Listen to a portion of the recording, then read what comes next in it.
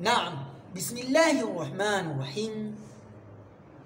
عن أنس رضي الله عنه عن النبي صلى الله عليه وسلم قال: يسروا ولا تعسروا وبشروا ولا تنفروا. يسروا ولا تعسروا وبشروا ولا تنفروا. أخرجه البخاري ومسلم.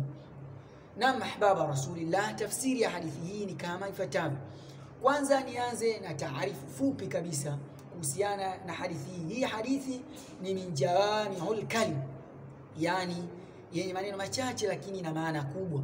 Limadha al-ijtimali bi amrayni khairud dunya wa khairul akhirah, kwa kuhusishwa kwake au kuhusiana kwake na mambo mawili, mambo ambayo yanahusu hapa duniani na akhirah. Ama fima yataalaku bidunya umirna amarana Rasulullah sallallahu alaihi wasallam bitashil, yanaofungamana na dunia mtume wetu Muhammad sallallahu alaihi wasallam ametuamrisha tufanyane wepesi.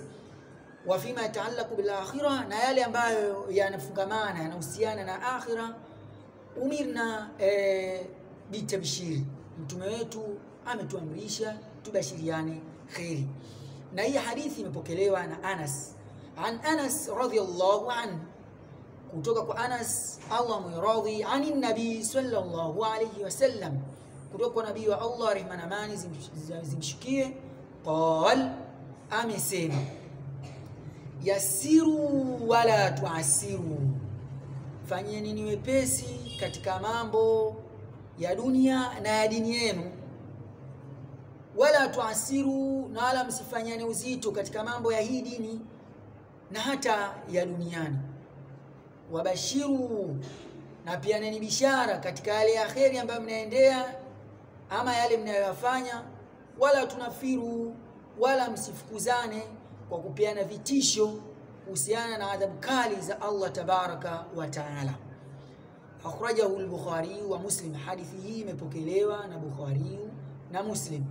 Ahbaba rasulillah, mazingatio makubwa tuyapata ama tumeyapata katika hadithi hii. Kama nilivyotoa taarifa fupi kuhusiana na hii hadithi, niwaombe ndugu zangu, hakika dini ya Allah ni nyepesi na wala tusifanye uzito, maana tukifanyana uzito ama tukitia uzito katika hii dini itatushinda.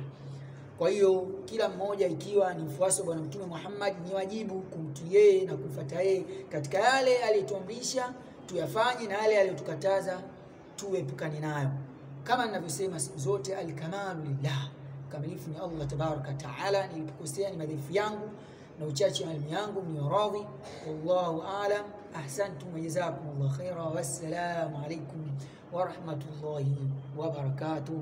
Naam.